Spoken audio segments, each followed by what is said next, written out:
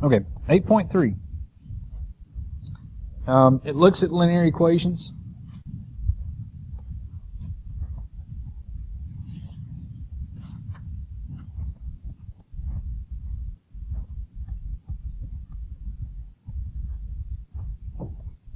And the biggest thing they're kind of looking at in 8.3 is they're just going to give you some problems, and they're going to say, here's some different equations. Tell me if this is linear or not when it comes down to it. So here's the biggest thing you've got to look for. It's more of just kind of really figuring out what you're not able to have.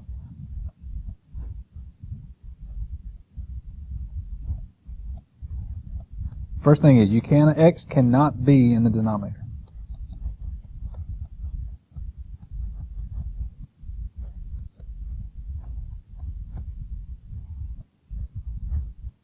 Second thing, pretty much the same thing as the first thing. Y cannot be in the denominator.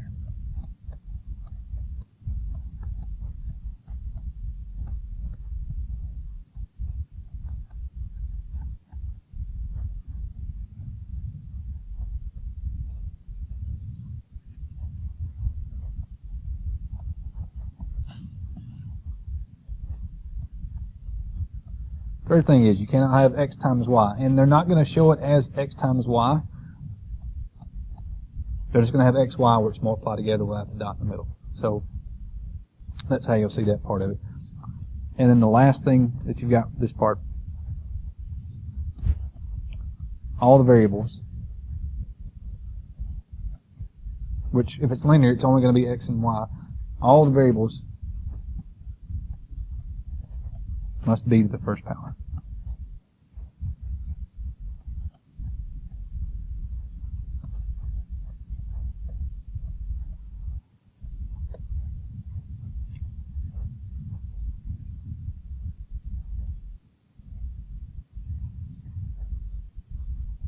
Okay, and one thing they'll kind of try to talk about with this part too, it's kind of a spin-off this, is they'll say something to the effect of a linear equation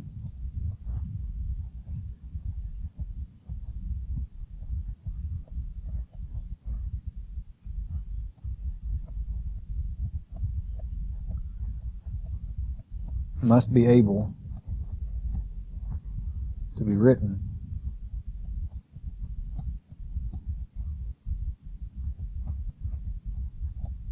in ax plus by equals c form.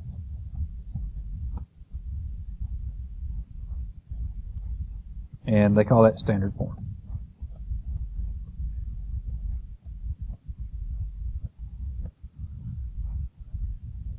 Now, and all that is, that's just a little spin-off, a little different version of y equals mx plus b, that for y equals mx plus b, you would move the ax over to this side by subtracting it and do some different things with it. But basically they're saying that you're going to have some number times x, some number times y equals some number that's by itself. So again, some variety, some way, shape, or another, that's kind of what you're looking at.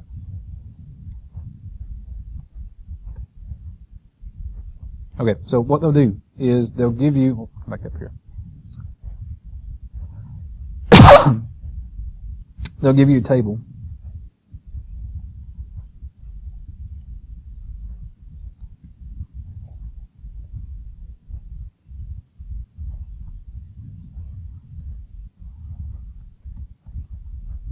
And they'll just list off the equations that you've got.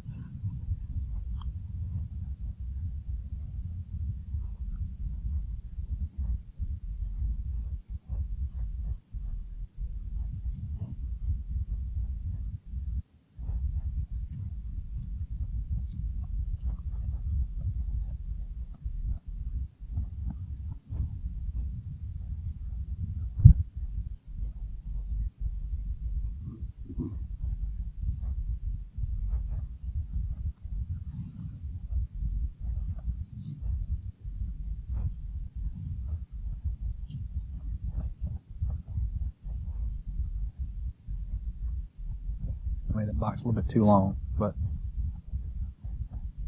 they'll just come back and give you, say, okay, here's your equation you're looking at, and they'll give you a box over here on the side that says, all right, tell me if it's a yes or no. And you just fill in basically just check it off saying, what do you think it's a yes or no equation?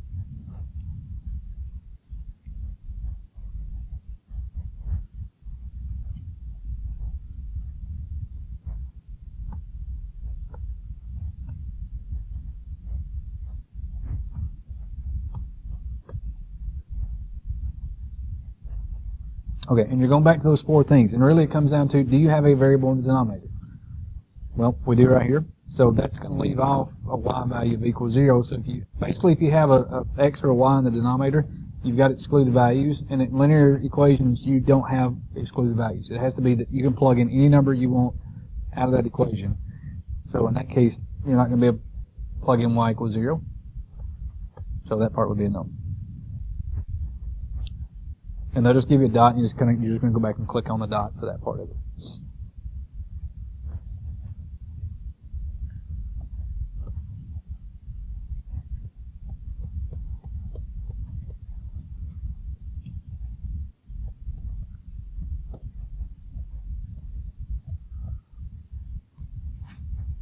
Okay, so you've got 4x plus 7y plus 9 equals 3y minus 2.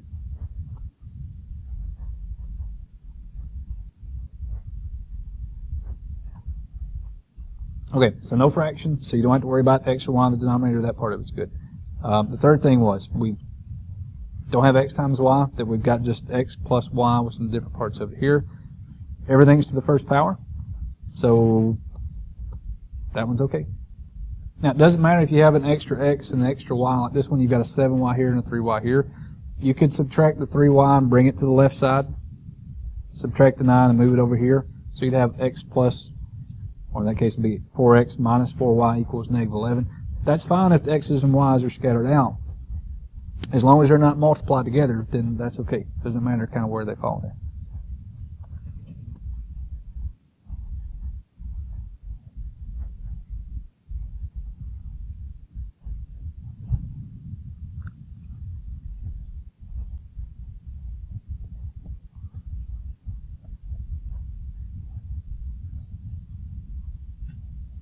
Okay, let's go with negative 2y equals 8.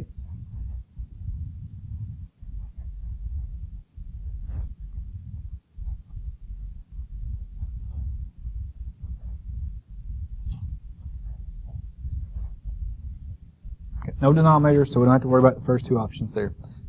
Third option is, we don't have x times y because there is no x. And we've only got y to the 0, y is to the first power, so we're good there. Now in that case, somebody may be saying, well, we don't have an x. You could always go back and put a 0x in front. Make it work 0x plus negative 2y equals 8. So in that case, x would still be the first power, just that the a value would happen to be 0 if you go back to ax plus by equals c. So that one's still okay. It's still a yes.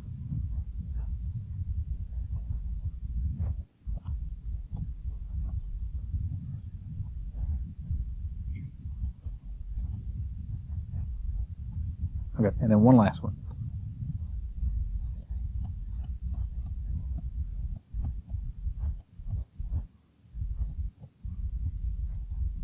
Four x minus 3xy equals 10.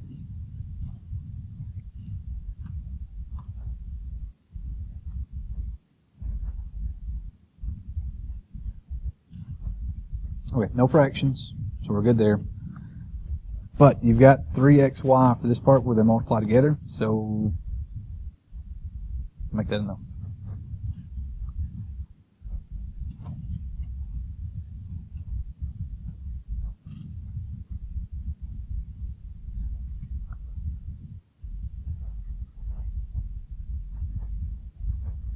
Okay, and as far as what they look at in section 3,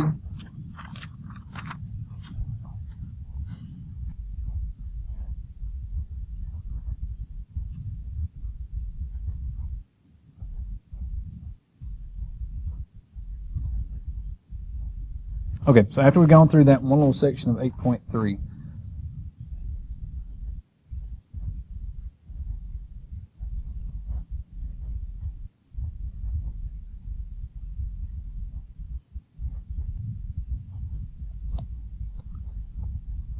we're going to go back and pick up graphing systems.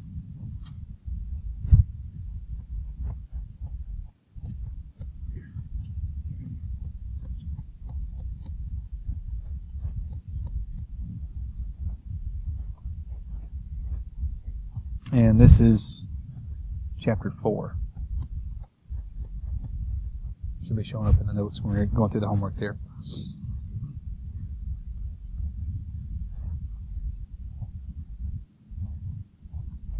Okay, and the very first thing they're going to do, since they're talking about all the linear equations, whether it was linear or not, they kind of go back and say, all right, now for this part of what we're looking at with the systems, is they're going to tell you this is a linear equation, so everything's good for this part. You don't have to worry about checking that part. Is now they're going to say, okay, here's a list of ordered pairs.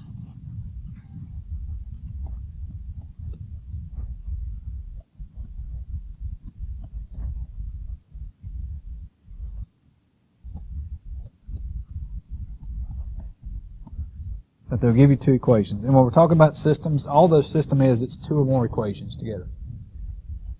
And what they're going to do is they're going to give you the system that you've got here, where you've got, now we're just going to do two equations. And then they're going to give you a grid, kind of like we had earlier.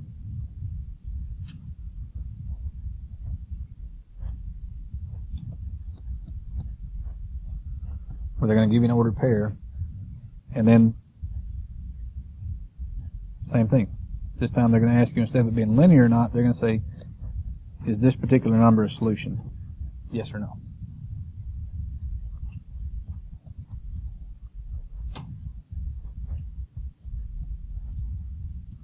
Actually, scoot that down just a bit.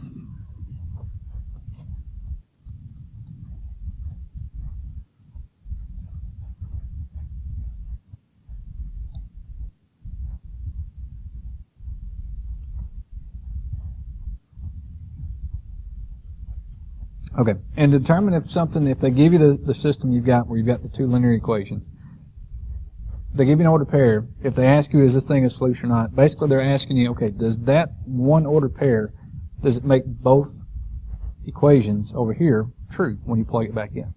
And it's just one of those things, you just have to plug in the numbers and work it out and see what happens.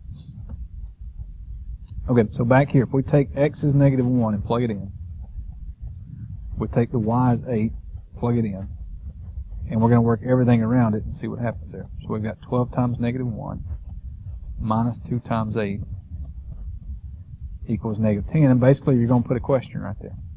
Does that actually equal -10? And you're going to tell me yes it does or no it doesn't. So you've got 12 minus times -1, that's a -12. -2 times 8, that's a -16. Does -12 minus 16 equal -10? Doesn't, does it? That's -26. And if at any point in time you get a no answer, you don't have to plug it in, because technically we're supposed to take this number and plug it back into this equation, see if it makes it true or not. But as soon as you get a no, that no basically says you're done. You don't have to plug anything else in.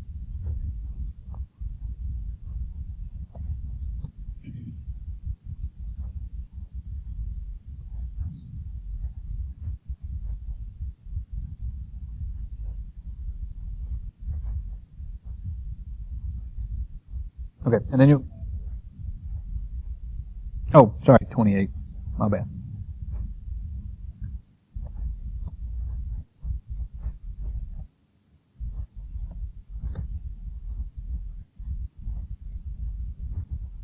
Okay, so once you've got one order pair, they'll give you a list of either 3 or 4 order pairs. Go to the next order pair, see what you have there. So -4, -19. And then we'll do the same thing. We'll take that number, plug it back in.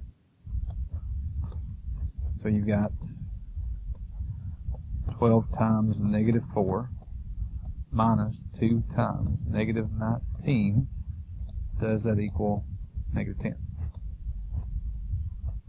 Again, that's our question mark.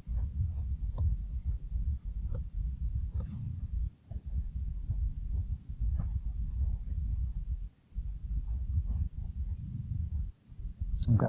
12 times -4, that is a -48. -2 times -19, that's a +38. Does that equal -10? Oh, that's -10 equal to -10. That one's okay, so that part's good.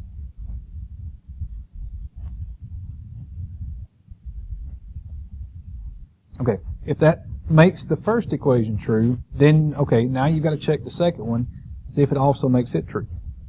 So then we'll go over to the y equals 6x plus 5 and take the same order pair of -4, -19, plug it back in and see what you get.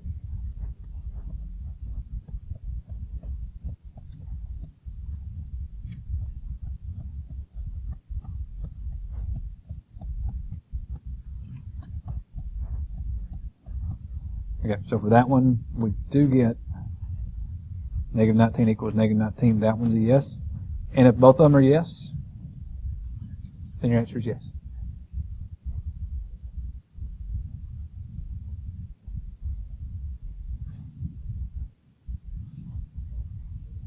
Okay, and they'll just keep giving you more numbers, and you just keep taking those numbers and plugging it back in. And it's still basically and here's basically what it comes down to, is that if you were to graph those two lines, whatever those two lines were, if you put them both in y equals mx plus b form and graphed them, you have these lines graphing, crossing somewhere out here in space, and they're asking you, okay, what is that point? And you're just going back and using this to check them and see if that point is actually where the two lines would cross. So that you don't actually have to graph it, they're just saying, okay, here's the two lines. Is this where these two lines would cross? Yes, it is, or no, it's not. And you're kind of going through that part of it there. Okay, so it's just plugging numbers in, working it out. If any of them is no, it automatically defaults to a no answer. If both of them are yes, then you're good to go.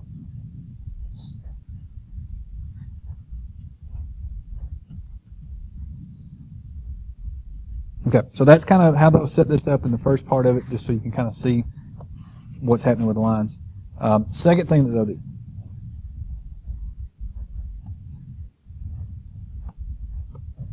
Is they're actually going to ask you, all right, now here's the system. Now actually go in and graph it and see where these two things cross here.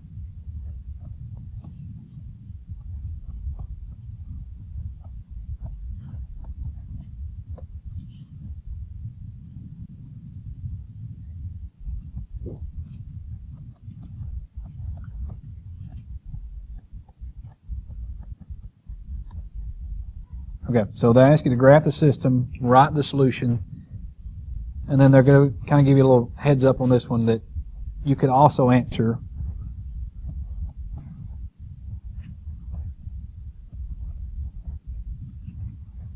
no solution,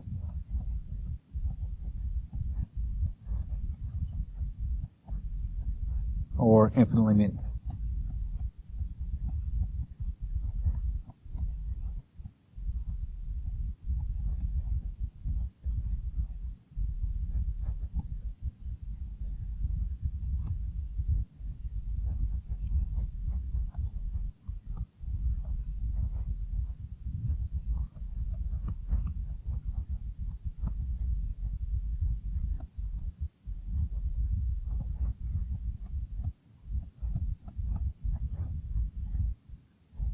Okay, so there's your two equations. The second one with the y equals 3x plus 3, it's already in y equals mx plus b form. The first equation, it's not written in y equals mx plus b form. So the first thing you would want to do with that part is go ahead and rewrite it in y equals mx plus b form.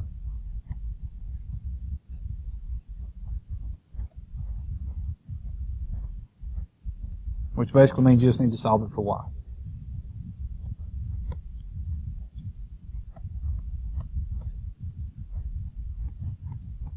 So if you have x minus 2y equals negative 1, first thing you want to do is get rid of this x, so you're going to subtract x and move it to the left-hand side.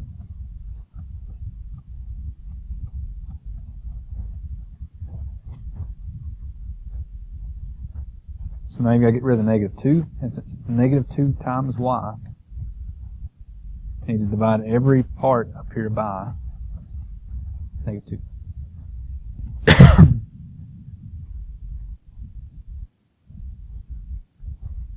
Okay, now this one I have a couple of things in here because number one, we didn't talk about,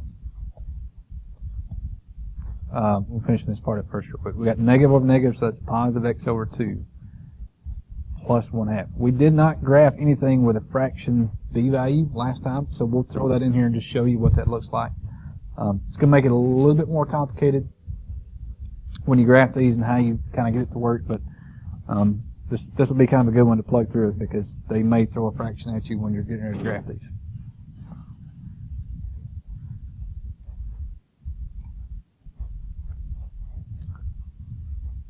Okay, so we'll draw in our xy axis and do the best we can with the fraction that's here and just kind of make our way through it.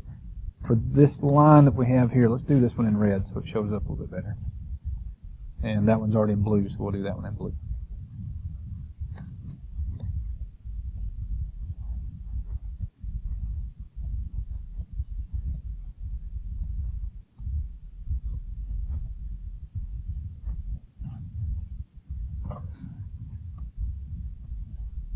Okay, so we have our grid here. If we need to adjust it a little bit, we can. For the red line, we've got x over 2 plus a half. So for that one, you have to start at a half, which would put you right here.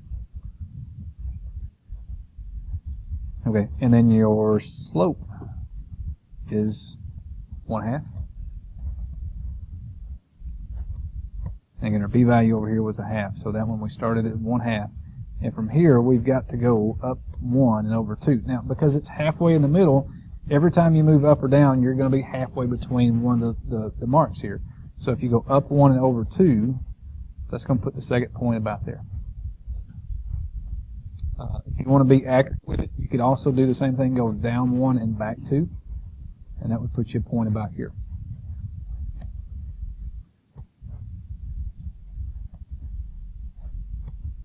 And we can lay that line right on top right there.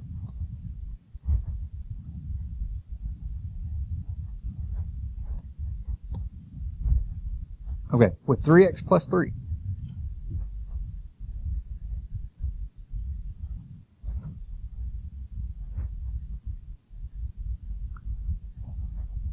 I think my grid may be a little bit off here. Back up, because that should have crossed.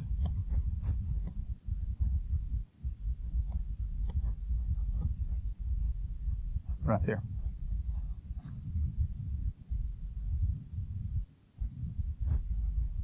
With the 3x plus 3, we're going to start at positive 3.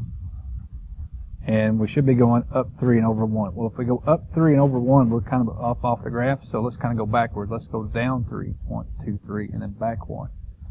So we've got that line right here.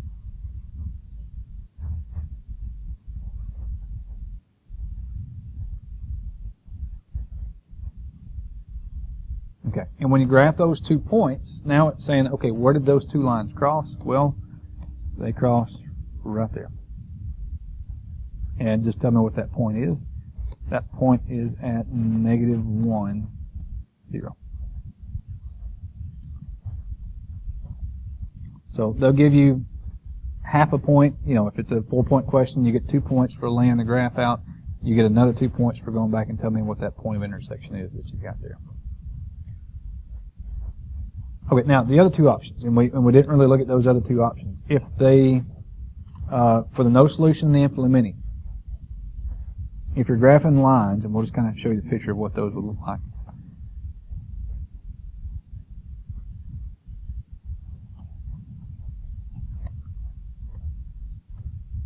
If it's no solution, then that means that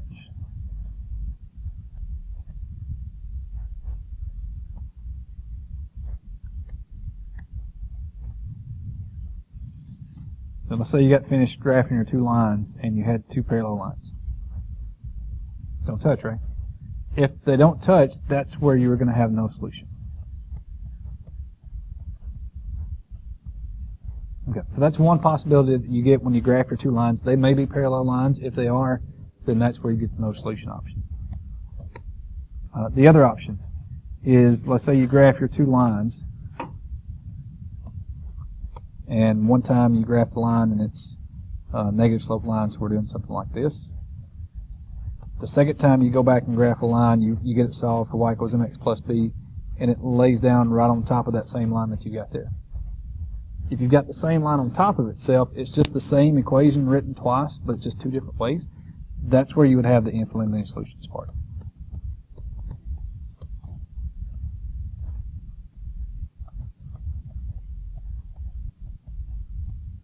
Now, the setup will still be the same way. You still solve those equations for y equals mx plus b. The only difference is, again, you kind of get 2 trick questions that when you go through and answer the parts of it, one time they don't touch at all, and then the second time they're laying on top of each other, so they're the same 2 lines, just written in different ways. Let's get through what you have there.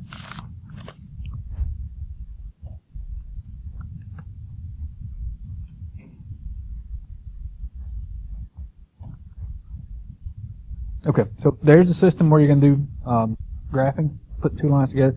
Now, as far as what it comes down to, that's probably the least effective way of doing that kind of a graph, because you run into the issue that we had back here that sometimes you get a graph that, you know, we're using fractions, where we're doing 1/2 which makes that red line a little bit tougher to graph because it didn't fall exactly on an exact point. Everything we were kind of guessing for that part of it.